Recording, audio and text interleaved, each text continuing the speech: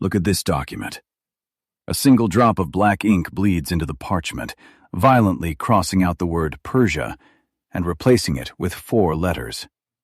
Iran. To the untrained eye, it is just a geopolitical rebranding, a matter of cultural pride. But analyze the paper trail. This single stroke of a pen is a weaponized legal glitch.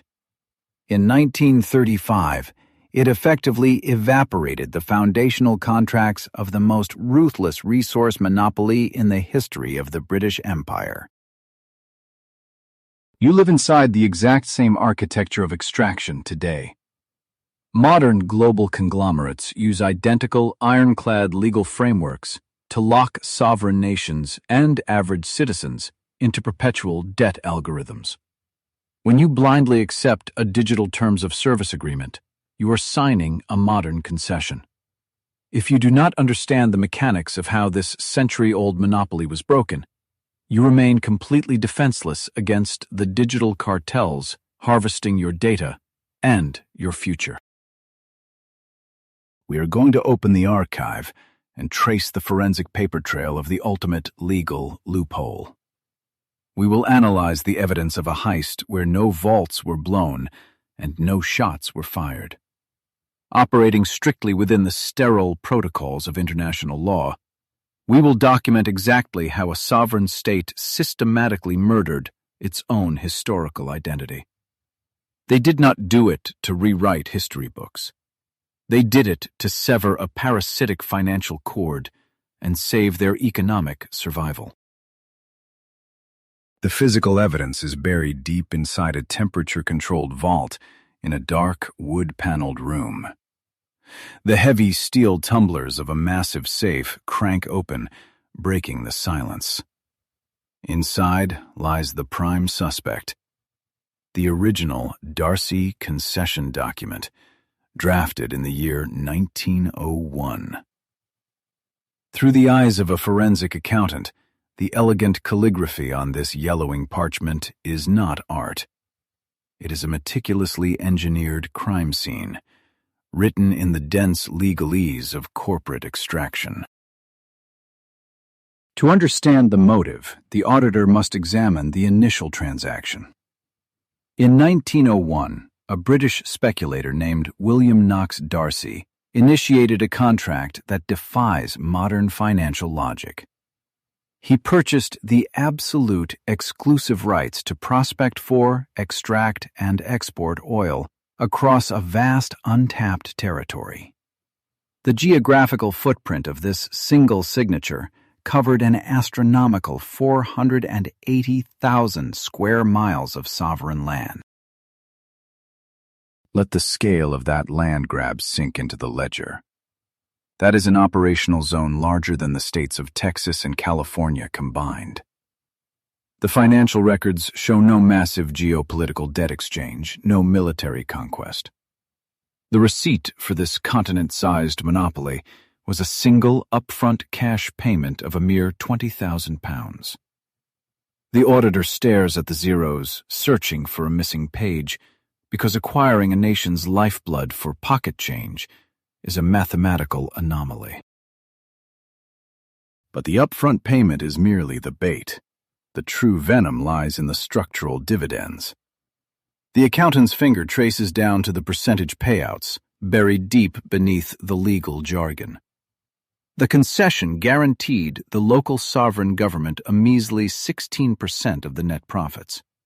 That left a staggering 84% of the generated wealth to flow uninterrupted into the offshore accounts of foreign investors. It was a perfectly legal hemorrhage of national equity. The audit reveals a protocol of pure exploitation.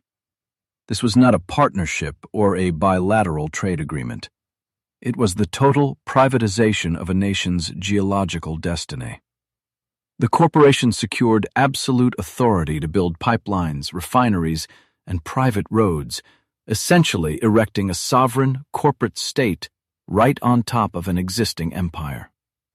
The host nation was legally bound to watch as millions of barrels of crude were pumped from its own soil, receiving only crumbs from the banquet. From a forensic standpoint, the 1901 concession was an ironclad masterpiece of colonial jurisprudence. The phrasing offered no exit clause, no expiration date tied to economic shifts, and no mechanism for renegotiation.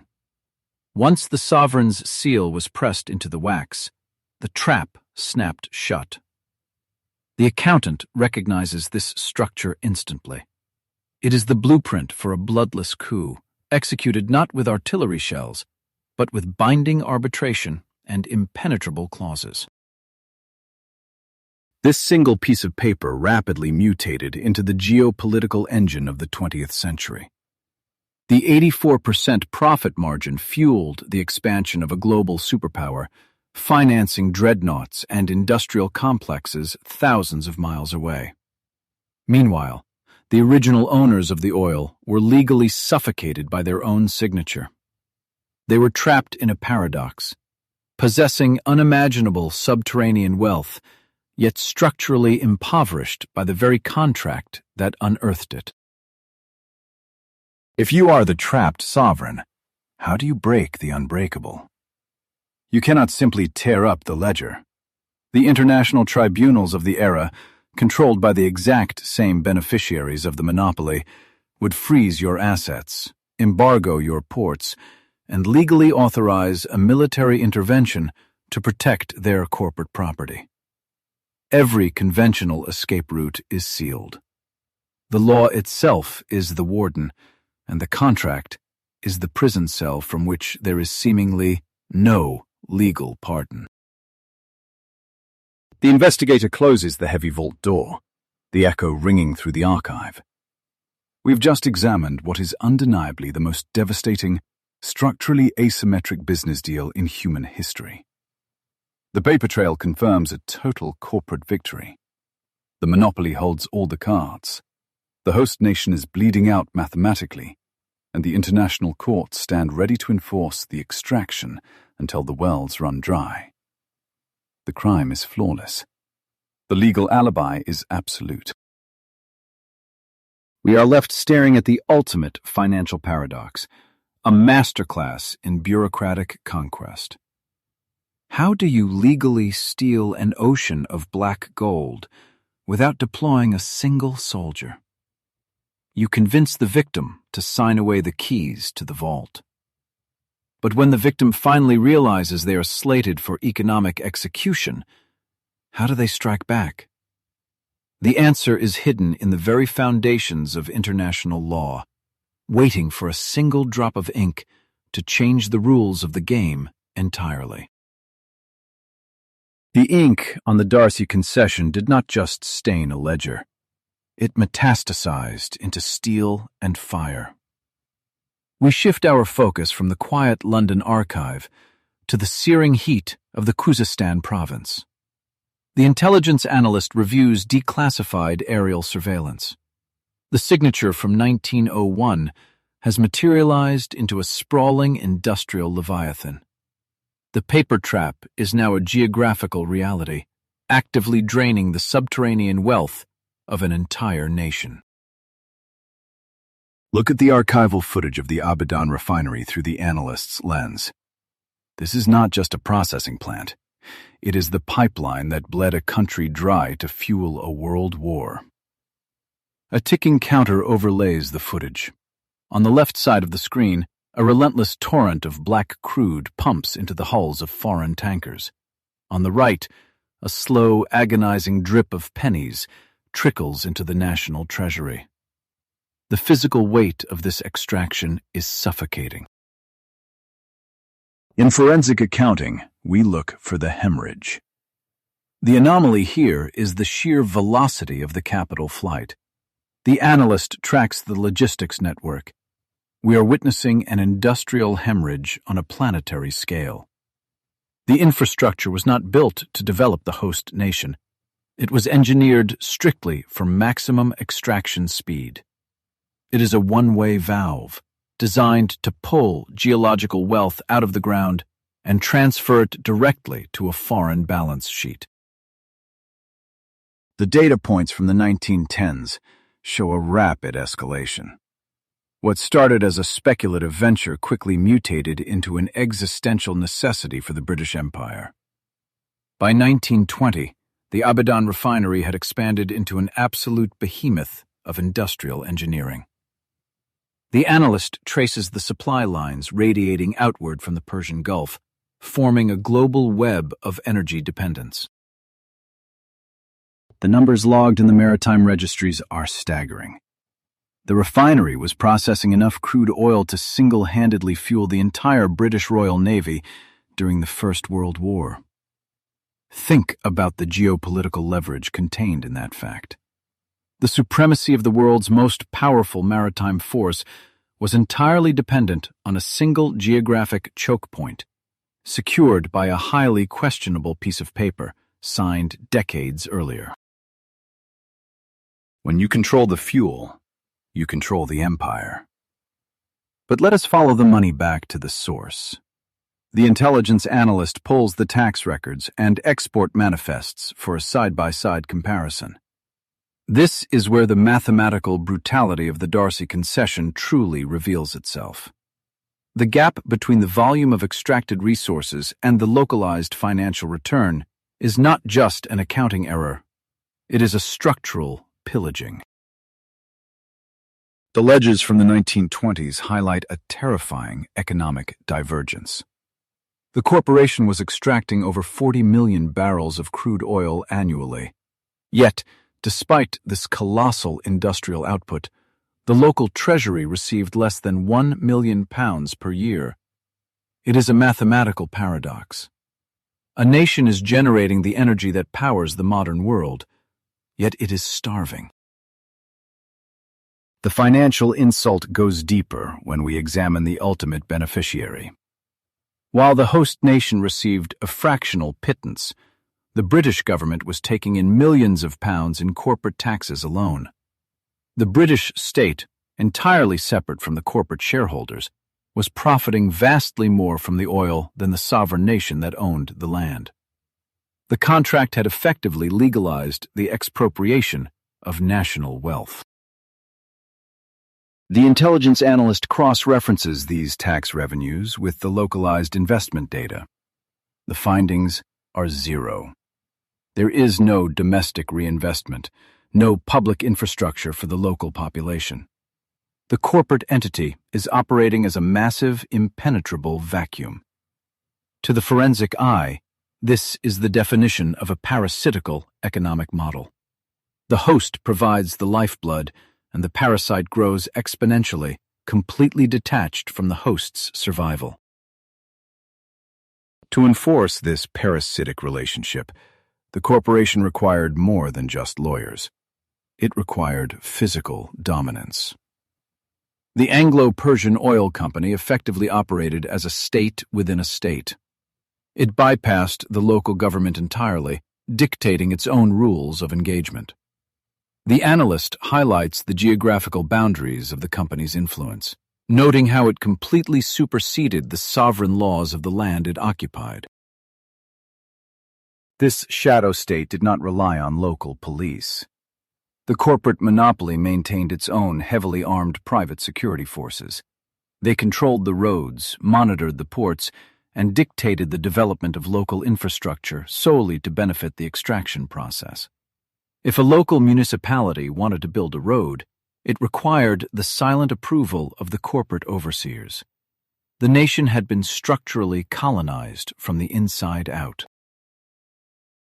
From an intelligence perspective, this is a highly volatile structural imbalance. You cannot indefinitely extract 40 million barrels of oil while paying less than £1 million without triggering a massive social and political blowback. The pressure gauge is hitting the red zone. The local leadership is looking at the exact same ledgers we are, watching their geological heritage being pumped into the sea while their treasury runs dry. The analyst recognizes the inevitable trajectory of this data. The host nation is trapped in a systemic chokehold. Any attempt to physically seize the refinery would be met with the full military wrath of the British Empire, justified by the terms of the 1901 concession. The corporation holds the ultimate trump card: international law backed by dreadnoughts and machine guns. The trap is physical, financial, and military. How long can a sovereign state tolerate operating as a mere landlord to its own economic executioner? The raw data from the Abadan refinery proves that the situation is mathematically unsustainable. A clash is not just possible, it is a geopolitical certainty. The only question is what the trigger will be. The intelligence analyst scans the horizon for the spark that will ignite this powder keg of corporate greed and sovereign desperation. The physical extraction is only half of the crime scene. To truly understand how the monopoly ensured the host nation remained permanently impoverished, we have to look beyond the pumping stations and the oil tankers. We must follow the capital flight back to its source. The true genius of this heist was not engineered in the scorching heat of the refinery, but in the freezing, calculated environment of the corporate accounting departments in London. To find the murder weapon in this corporate heist, you cannot look at the oil rigs. You have to step into the freezing, calculated silence of a London archive. Through the eyes of a forensic accountant, the physical barrels of crude oil we just witnessed evaporating from the docks are entirely irrelevant. The only reality that matters is the paper trail. I'm tracking a massive capital hemorrhage, and the blood splatter is recorded entirely in ink across these yellowing ledger books. Slide a magnifying glass over the tightly packed columns of numbers from 1928. To my trained eye, an immediate, glaring anomaly jumps off the page. The sheer volume of resource extraction is skyrocketing, yet the actual revenue flowing back to the host nation is flatlining. This is the anatomical structure of the invention of the modern corporate shell game. It is a financial crime scene meticulously disguised as standard, boring bureaucratic bookkeeping. How do you hide an ocean of wealth from the very sovereign state that owns the ground it is pumped from? You do not steal the money in the desert. You steal it in the margins of a balance sheet. I pin the first piece of evidence to the corkboard, the definition of net profits. According to the original concession, the host nation was owed exactly 16% of these profits. But the ultimate trick lies in who precisely gets to define what a profit actually is. My forensic analysis reveals a brilliant, parasitic architecture. The Anglo-Persian oil company did not just sell oil. They created a dizzying labyrinth of subsidiary companies. They spun off independent shipping fleets, chemical processing plants, and international refining networks. Each of these phantom entities was technically a separate corporate body, operating outside the geographic borders and legal jurisdiction of the host nation. The money was being laundered through complexity. Follow the red thread on my corkboard connecting the parent monopoly to its offshore fleet. The parent company would sell the crude oil to its own subsidiary shipping line at an artificially rock-bottom price. By the time the oil reached the global market and was sold at a massive premium, the actual profit was recorded entirely by the subsidiary, not the parent extraction firm. The taxable revenue inside the host nation was deliberately, surgically starved of its financial oxygen. Through the cynical lens of an investigator, this is a masterpiece of legal evasion. The 16% royalty owed to the local government was being calculated against a net profit that had been artificially deflated to near zero. The host country was bleeding dry, watching their finite geological heritage vanish, while the corporate accountants in London legally classified the massive global windfall as entirely exempt from the original sovereign contract they had signed. This architecture of financial shadow play operated smoothly for decades, extracting maximum value while returning absolute minimums. But a parasitic system is only stable as long as the host can survive the blood loss. I flipped the ledger forward to a very specific, catastrophic fiscal year.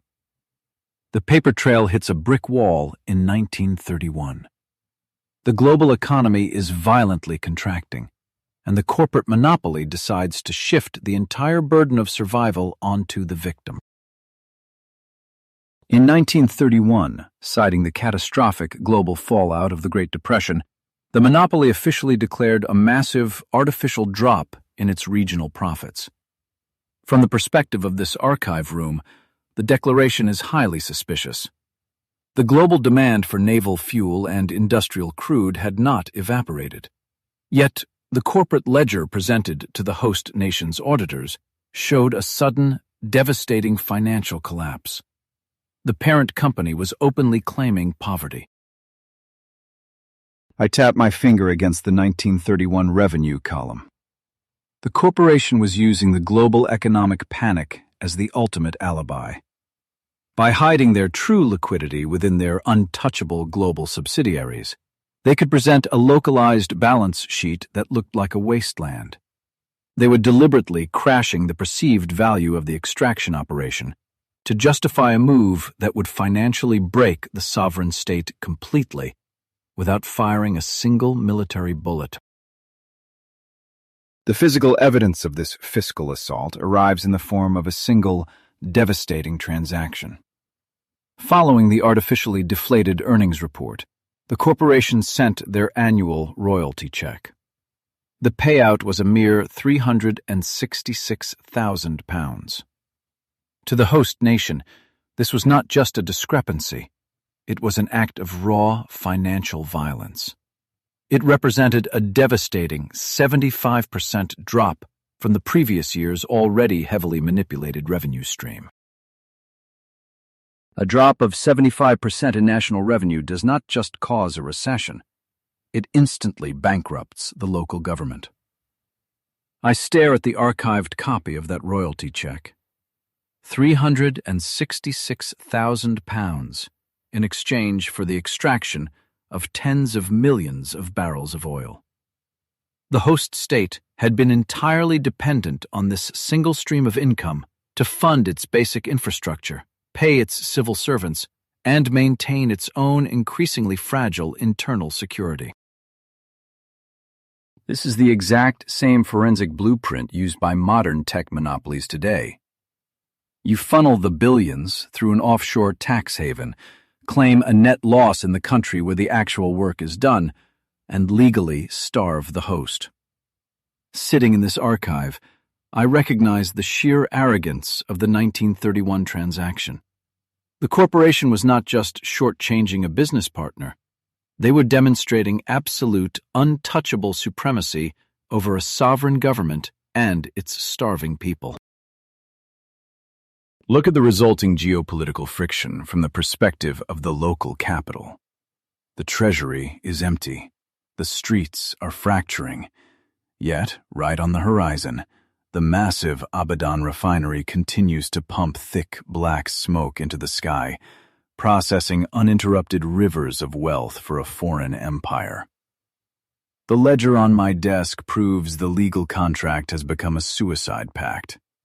The paper trail confirms that playing by the corporation's rules ensures the erasure of the nation's future.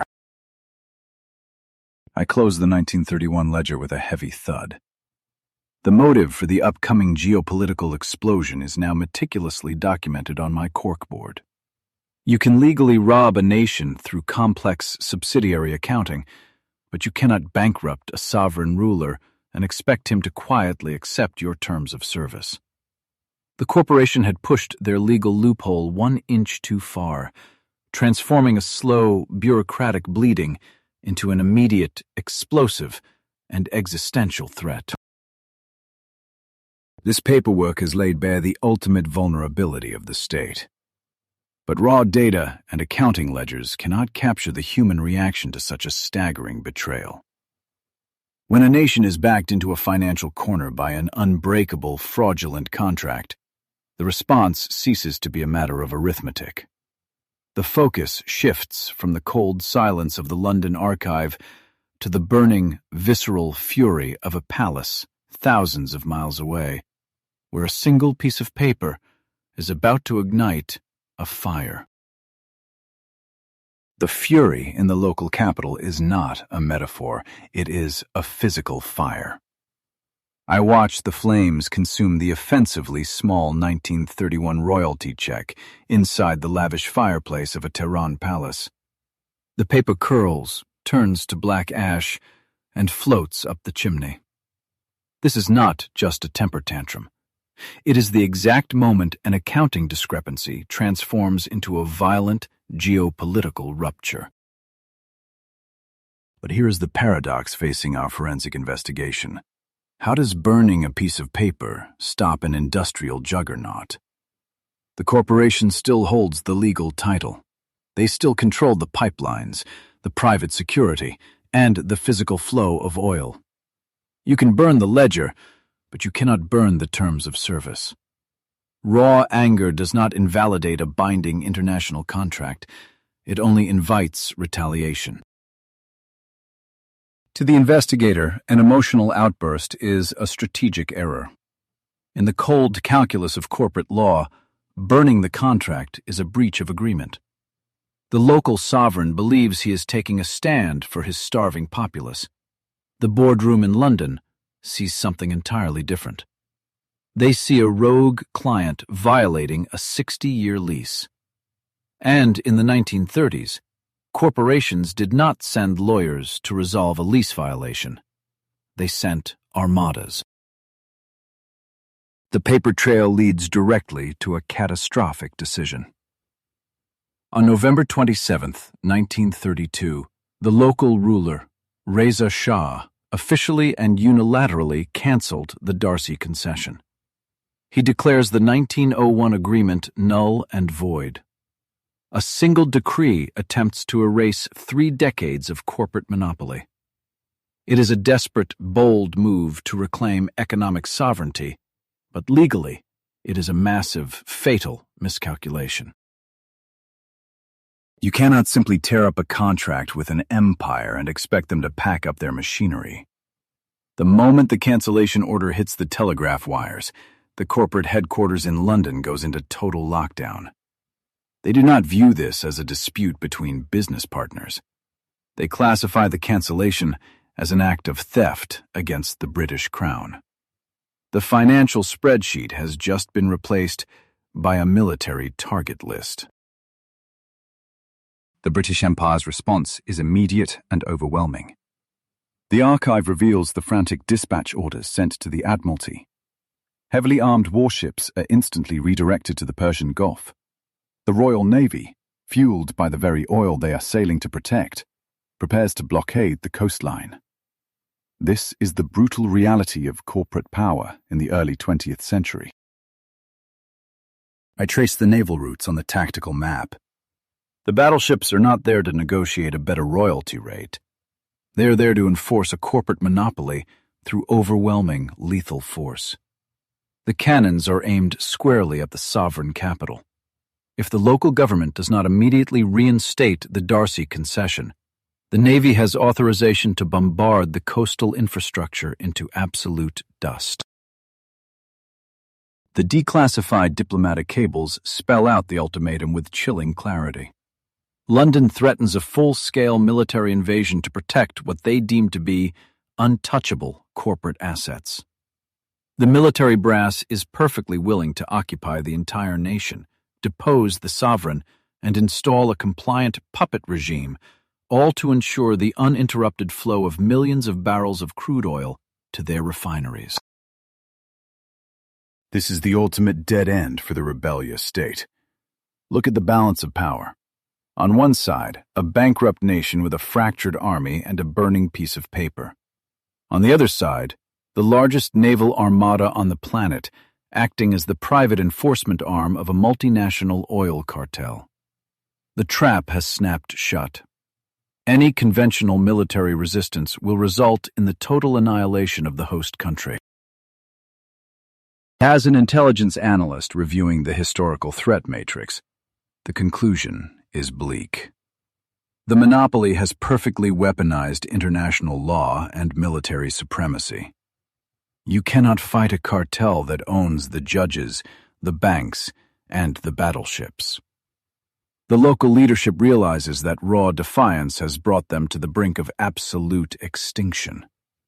The clock is ticking, and the offshore guns are already loaded. But corners create pressure, and pressure breeds unprecedented innovation. The sovereign realizes that fighting the corporation with bullets is suicide. Fighting them with traditional contract law is impossible because the corporation wrote the laws. If they're to survive the impending bombardment, they need to find a loophole that no imperial lawyer has ever anticipated. They need a weapon of mass legal destruction. I sift through the frantic internal memos from the capital during these dark days of 1932. The mood shifts from fiery defiance to cold, calculated survival. The military generals are pushed aside. The local legal scholars are brought into the bunkers. They start tearing apart the very foundation of international arbitration, looking for a single glitch in the system, a blind spot in the massive corporate matrix. They realize the corporation's ironclad contract is bound to a specific entity. It is bound to a specific name on a piece of paper. If the empire is coming to enforce a contract against a specific debtor, the only way to survive is to ensure that debtor is no longer home. The blueprint for the ultimate sovereign heist is beginning to take shape, not on a blood-soaked battlefield, but in the dusty archives of historical linguistics. The threat of naval bombardment from the British Armada forces the local leadership underground, abandoning military strategy for something far more dangerous. Through the eyes of the corporate forensic accountant, the battlefield shifts from the Persian Gulf to a smoky room choked with international law treatises. The incoming artillery shells cannot be stopped by infantry, but they might be neutralized by a loophole buried deep inside the archives of corporate contract law. You are looking at a desperate audit of the empire's legal vulnerabilities. The objective is clear, but seemingly impossible. Find a non-military weapon capable of destroying the 1901 D'Arcy Concession. The text of the agreement is ironclad, engineered by the finest corporate lawyers in London to be completely unbreakable. Every clause is a trap. Every penalty guarantees total liquidation of the host nation. To fight the contract on its own terms is a guaranteed death sentence. This is the paradox that haunts the financial investigator. How do you legally break a binding agreement when the opposing party owns the global courts? You look at the signatures at the bottom of the ledger. There is the Anglo-Persian oil company on one side and the sovereign state on the other. A radical hypothesis begins to form in the suffocating heat of that legal office. If the contract cannot be voided, perhaps the entity that signed it must simply cease to exist. The concept sounds like madness, the desperation of a cornered debtor, but forensic accounting operates on the strict adherence to defined terms. In the meticulous world of international jurisprudence, an agreement is only valid between the exact entities named in the preamble. The investigator stares at the word Persia stamped across decades of exploitation. The paper trail is tied entirely to that specific combination of letters. We are digging into the bedrock of global financial protocols. International law dictates that contracts are bound strictly to the sovereign entity that formally executes them. If that entity's legal identity is shattered or fundamentally altered, every prior agreement enters a highly contestable gray zone. It is a concept known as state succession and continuity. If the debtor country undergoes a complete metamorphosis of identity, The creditor suddenly holds a mortgage on a ghost. The forensic analyst sees the brilliance of the loophole. The British fleet is sailing to punish a specific nation for defaulting on a specific corporate asset. But what if the target on the map evaporates before the warships arrive? The legal scholars in that smoky room are not plotting a military coup. They are architecting a jurisdictional vanishing act. They are preparing to weaponize the very rigidity of Western contract law against the cartel that wrote the rules of the game. To execute this phantom maneuver, they must exploit a critical historical vulnerability. I uncover the linguistic anomaly in the archives. The name Persia was never chosen by the local population. It was a Greek exonym, a geopolitical label imposed by outsiders and used almost exclusively by Western diplomats and corporate cartels. For thousands of years, the indigenous people had referred to their own land by an entirely different ancient title. The native name was Iran. Look at the split screen of history playing out in those ledgers. On the left side of the desk, the imperial paperwork, the endless receipts, the crushing debt, all issued to the artificial construct of Persia. On the right side, the ancient, untamed cultural reality of Iran. The forensic discrepancy is not in the numbers, but in the fundamental metadata of the state itself. The pieces of the ultimate corporate heist fall into place. Executing an international name change was never merely a matter of cultural pride or sudden nationalist sentiment. Through the cold lens of a legal audit, this was a highly calculated hard reset of their entire international legal identity. By killing the exonym, they were systematically invalidating the jurisdiction of every predatory contract, treaty, and concession signed over the previous 3 decades. The sheer scale of the audacity is staggering. The nation is preparing to commit identity fraud on a geopolitical level. If Persia no longer legally exists, then the Anglo-Persian oil company is holding a multi-billion-dollar monopoly agreement signed by a dead entity. The corporation's entire balance sheet, their projected revenues, their offshore holding companies, everything is tethered to a sovereign debtor that is about to legally self-destruct in front of the global community. You can feel the tension in the room as the final legal drafts are prepared. The lawyers are effectively rewriting the source code of their nation to create an impenetrable firewall against the oil cartel. This is a masterclass in asymmetrical warfare, fought not with artillery, but with ink, syntax, and international arbitration protocols. The moment they broadcast this identity shift to the world, the global financial system will experience an unprecedented systemic shock. We are witnessing the exact moment a developing nation successfully hacks the global corporate matrix. The brilliance of this loophole fundamentally changes how we understand sovereign debt and national identity. If this scale of legal engineering blows your mind too, hit the like button, subscribe to the channel, and tell me in the comments if you think any modern country could pull off a jurisdictional heist like this today. The paper trail we are following is about to ignite. The forensic accountant understands the logistical nightmare this will cause in London. Every single financial document, every barrel of oil tracked in the shipping ledgers, every tax filing in the British archives uses the old terminology. Changing the name does not just alter a map. It forces a massive, mandatory administrative reboot of the largest extraction corporation on Earth. In this smoky office, the stack of international law treatises has become an arsenal more potent than the warships stationed in the Gulf.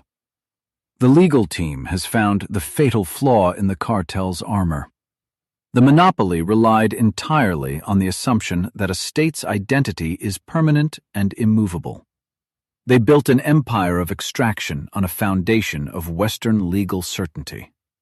Now, the debtor is going to liquidate that certainty with a single, devastating stroke of the pen. The audit of the anomaly is complete. The loophole has been validated, the legal theory is sound, and the strategy is locked into place. The forensic trail shifts from the theoretical arguments of the bunker to the physical execution of the plan. The survival of millions now depends on transmitting this legal virus into the heart of the global diplomatic network. The weapon is armed. All that remains is to send the signal that will legally erase an empire from the face of the earth. The weapon we saw armed in that smoky legal bunker is now deployed. Through the eyes of the geopolitical intelligence analyst, the battlefield shifts from theoretical law to raw infrastructure. It is no longer about arguing in a courtroom. It is about physically transmitting a legal virus through the copper veins of the global telegraph network. We are in a cramped telegraph office in 1935. The rhythmic clatter of the brass key is the sound of a geopolitical detonation. The analyst tracks the electrical signal as it dives into the ocean, racing along underwater cables at the speed of light. This single transmission is heading straight for the desks of power in London, Washington, and Paris. Here is the anomaly you have to understand. How does a bankrupt state, staring down the barrels of imperial warships, force the world to rewrite its maps without firing a single shot? The answer lies in the payload of this specific transmission. This is not a plea for mercy or a declaration of war. It is an administrative execution. To an intelligence operative, a systemic shock is not always a bomb. Sometimes, it is a change in the bureaucratic protocol. The host country has realized that the corporate cartel relies entirely on the strict, literal interpretation of its contracts. If you change the underlying variables of that contract, the entire equation collapses into a legal void. The analyst pulls the intercepted cable from the archive. The timestamp reads March 21st, 1935. This date was not chosen at random. It coincides precisely with the local New Year, a festival of rebirth and renewal. But this is not a cultural celebration. It is a meticulously timed, hostile legal takeover of their own identity.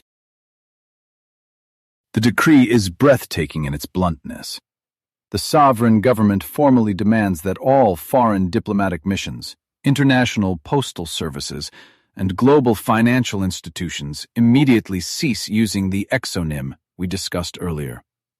From this exact second forward, any document lacking the indigenous name, Iran, is considered null and void. Watch the sheer panic unfold on the trading floors when this cable lands. The analyst traces the fallout as it ripples through the British Empire's financial nervous system. This single diplomatic memo instantly complicates thousands of colonial contracts, treaties, and shipping manifests. It is a brilliant zero-day exploit targeting the bureaucracy of the cartel. A cargo ship carrying crude oil suddenly has invalid export documentation.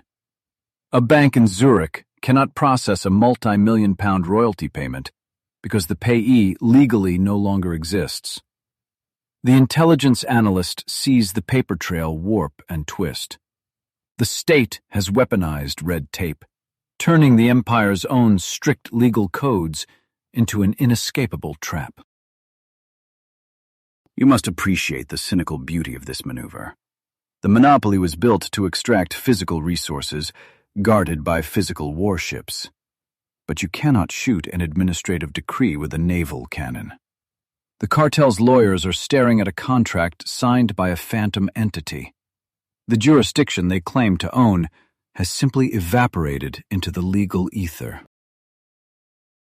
The ultimate target of this transmission is not a foreign government. It is the Anglo-Persian oil company itself. By unilaterally changing the international registry, the host nation has rendered the corporation's very name obsolete and legally contested. The analyst highlights the corporate charter. The company is suddenly operating under a fraudulent identity. This is the exact moment the monopoly's legal foundation is disrupted. They cannot enforce a contract if they cannot even legally define the territory they are extracting from.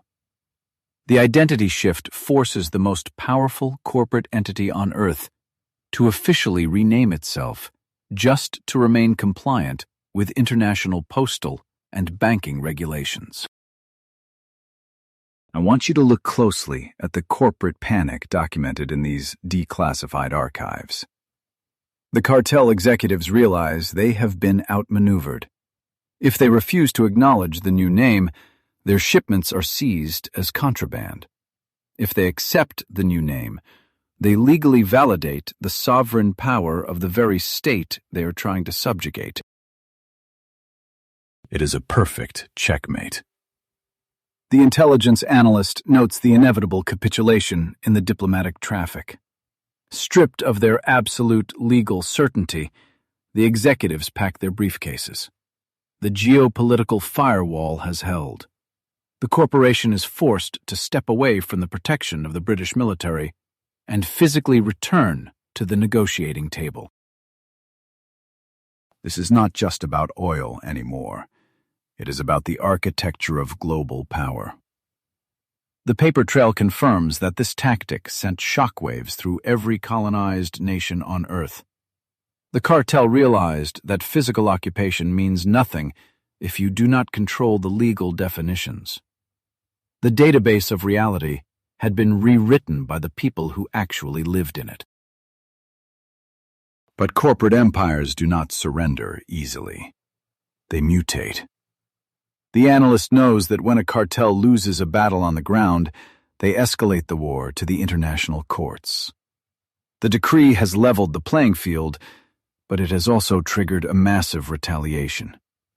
The battlefield is about to shift from a telegraph office to the highest legal authority on the planet. The global telegraph transmission hits the mahogany desks of the globalist cartel with the force of a physical blow. This is not a battlefield of mud and artillery, but a war waged in ink and international postage. The sudden geopolitical shift forces the most powerful corporate entity on Earth to abandon its military threats and seek refuge in the one place it still holds leverage: the international courts.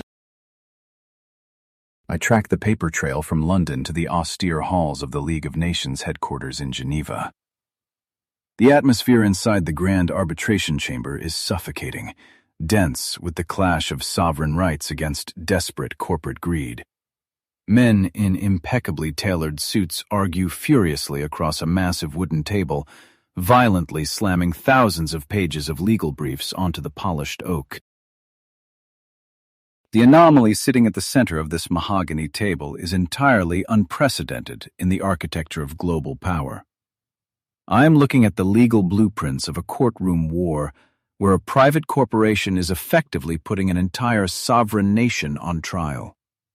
The cartel is attempting to enforce a contract against a state that, according to the fresh ink on their own diplomatic cables, technically no longer exists. To understand the sheer scale of this legal mutation, look at the plaintiffs. The corporate executives do not stand alone in Geneva. They arrive cloaked in the absolute authority of the British government. The empire officially adopts the corporate grievance as a matter of state security, bringing the dispute directly to the Council of the League of Nations to crush the rebellion through bureaucratic attrition. The archives reveal this as a terrifying milestone in modern history. By weaponizing the League of Nations, they initiate one of the very first major international arbitration cases between a megacorporation and a sovereign state. A private board of directors is suddenly elevated to the same diplomatic playing field as a recognized world government, setting a devastating precedent for the next century of globalism. But the corporate legal team is bleeding in the water. They are desperately trying to prosecute a ghost. The brilliant weaponization of cultural identity has fundamentally corrupted their legal standing. Their airtight contracts, drawn up decades earlier under a completely different geopolitical paradigm, now refer to phantom territories and invalidated jurisdictions. The corporate machine is grinding its gears. Stripped of their absolute legal certainty by the tactical identity shift, the cartel's aggressive posture collapses into frantic damage control. The declassified transcripts of the Geneva sessions show their lawyers floundering, unable to cite binding precedents against a nation that has legally rewritten its own foundational code. The threat of a total sovereign default forces the monopoly into a corner. They realize that if they push for total domination, they risk losing everything. A complete legal void means 0 barrels of oil flowing to the Royal Navy. For the first time since 1901, the cartel is forced to blink. They cannot dictate the terms of survival from a position of absolute colonial supremacy. They are dragged, kicking and screaming, into a humiliating compromise with their former victims. The resulting paperwork is a masterpiece of reluctant capitulation. After months of grueling, high-stakes negotiations in the shadow of the Alps, the old world order fractures. The signature on the final document represents a massive hemorrhage of corporate wealth. I trace the revised financial clauses, watching the previously impenetrable profit margins of the monopoly being violently ripped open by a sovereign pen. A completely new legal architecture is ratified in 1933, frantically restructuring the terms of extraction to prevent a total collapse of the supply chain. While the cartel manages to secure an extension of their drilling concession, the price they pay for that time is astronomical. The original, laughably cheap agreement is dead, replaced by a contract forged in the fires of international arbitration. Look at the sheer mathematical violence of the revised terms. The new agreement drastically increases the minimum guaranteed payment to an ironclad £750,000 annually. This absolute floor protects the sovereign treasury from the artificial corporate accounting tricks that caused the catastrophic 1931 bankruptcy. The days of sending a pathetic, fluctuating royalty check are over. But the most devastating blow to the cartel is the restructuring of the global profit share. The nation no longer settles for a measly 16% of manipulated local revenues. The new terms secure a massive 20% of the global company profits. The sovereign state has effectively transformed itself into a major shareholder, legally siphoning wealth directly from the corporation's worldwide operations. This is the exact moment the colonial extraction model sustains its first mortal wound. The investigator sees the ultimate proof. You do not need an army to break a monopoly. You need a superior understanding of international law. The massive wooden table in Geneva becomes the site of a historic wealth transfer, proving that corporate behemoths will bleed money if you trap them in the right jurisdictional paradox. The precedent established in this smoky room terrified the architects of global finance. A blueprint now existed for any developing nation to weaponize its own sovereignty against foreign capital.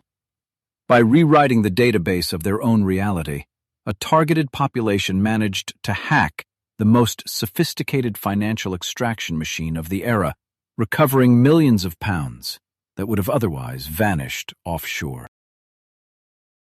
But the archives also hold a dark warning. A cartel of this magnitude never truly accepts defeat. It merely retreats to redesign its armor. The corporate attorneys leaving Geneva were already drafting the next generation of legal traps. The initial victory over the oil monopoly proved that sovereignty could win a battle, but the ultimate war for national survival was about to enter an even more dangerous, modern phase. The ink on that 1933 compromise eventually dried, but the architecture of extraction did not vanish. It simply digitized. I watch the red data streams pulse across the server room monitors today, mapping thousands of corporate subsidiaries moving invisible capital. The wooden tables of Geneva have been replaced by fiber optic cables, but the fundamental crime scene remains entirely intact. The cartel just learned to hide its fingerprints better in the code. We have spent this investigation tracking a century-old paper trail through dusty archives and diplomatic cables. But my final report is not about an obsolete oil monopoly in the Middle East. It is about you.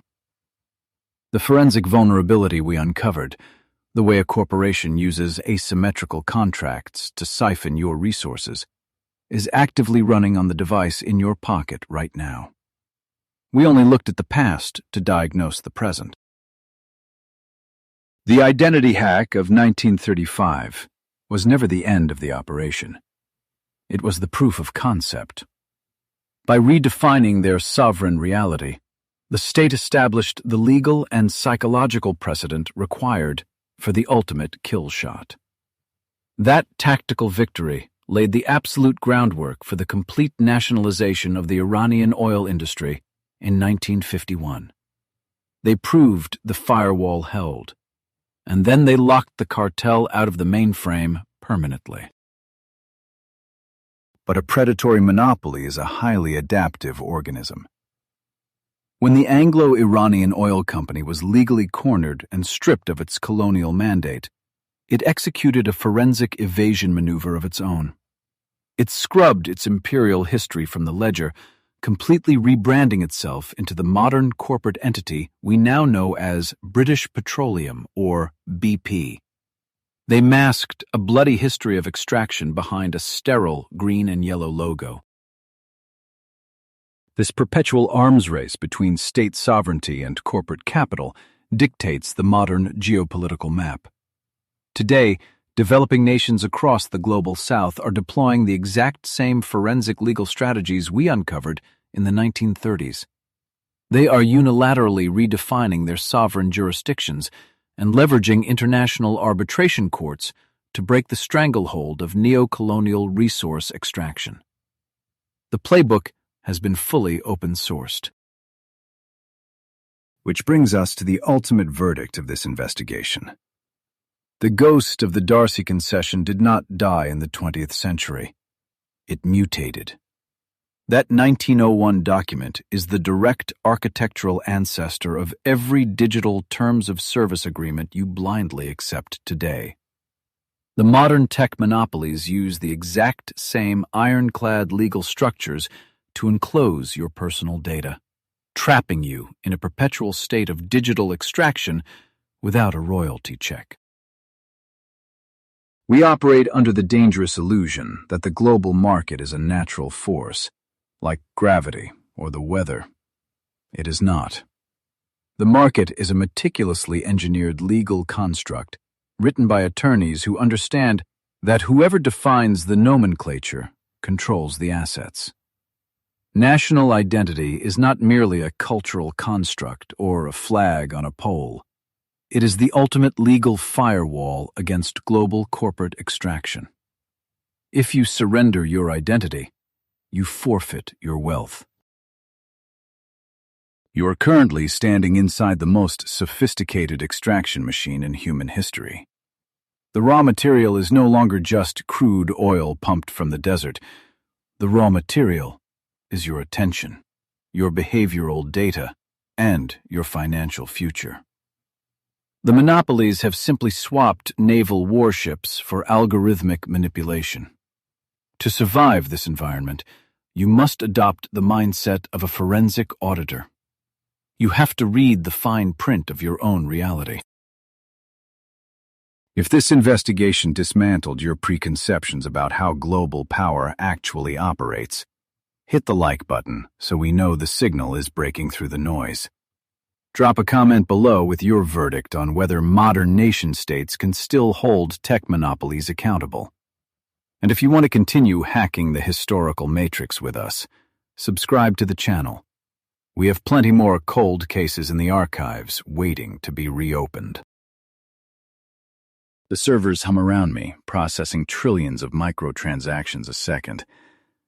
I watch the digital map fade out, dissolving back into the elegant calligraphy of the original D'Arcy contract.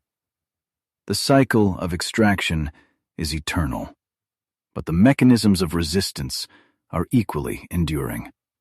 We proved that a single stroke of a pen, a mere shift in a name, holds enough destructive yield to shatter a monopoly.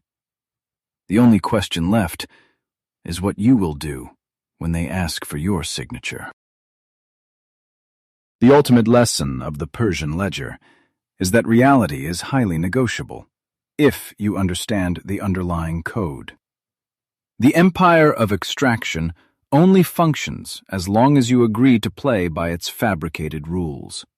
Refuse the terminology, change the jurisdiction, and the entire corporate panopticon collapses under the weight of its own legal paradox. The case on the 1935 identity heist is officially closed. I am signing off.